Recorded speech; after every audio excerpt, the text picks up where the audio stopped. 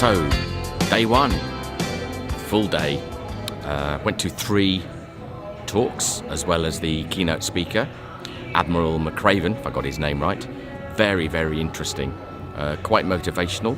Basically, he was linking SEAL training to how people need to think and act within organisations. Parts of it were quite moving. He got a standing ovation at the end, which I think was fully deserved. It sounds like quite an interesting character.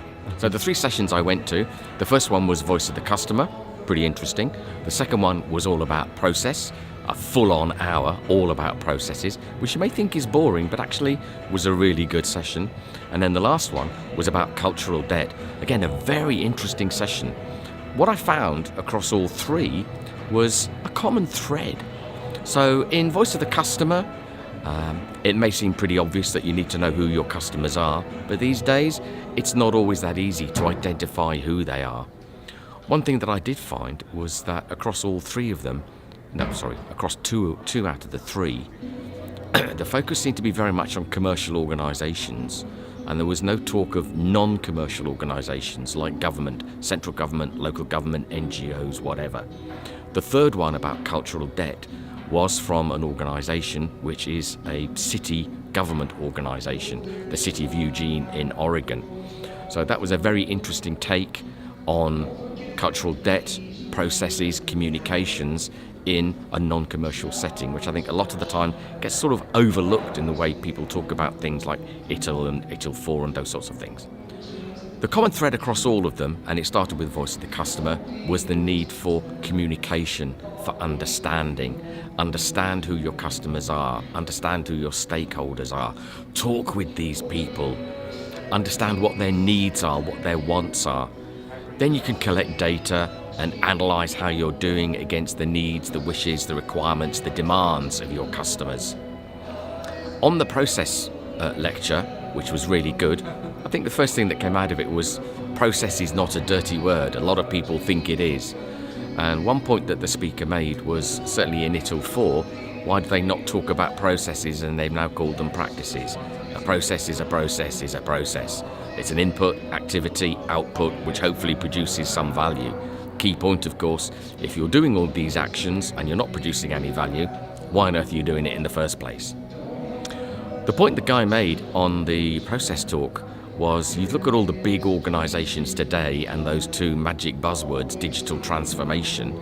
At the core of what these big organisations are doing, like the Amazons, like the Googles, etc., the Apples of this world, they're all still based on process.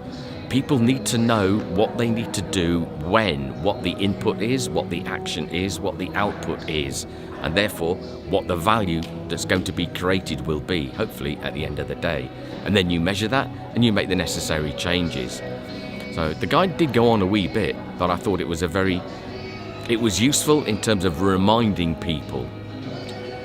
So the common thread across all of these 3 was communication. Talk to people, listen to people, involve people, then decide what you're going to do. On cultural debt, again, a very interesting talk. What the lady who was giving the talk found was that she needed to understand where her people had come from. So she came in effect, as a new broom to the organisation, a new CIO. Very interesting point that she made was, if you are in that kind of situation, don't ignore what's gone on in the past. So as the saying goes, don't throw the baby out with the bathwater. One last thing, which came up a couple of times, have fun. So a comment was made to us yesterday, which I found really quite interesting. The comments from the person said that their understanding of the difference between Verism and ITIL4 was that Verism was purely theoretical and ITIL4 was practical. That's not mine or our take on it at all. Verism is clearly grounded in reality. It's very practical. It's got lots of advice. We also think that anybody looking at ITIL4 and adopting it in their organisation also needs to be grounded in practice and in reality. It's not a theoretical framework. It never has been. Adopt and adapt, yes, but adopt and adapt in the real world. So this is Sir Finbarr signing off. This update was brought to you by Exin.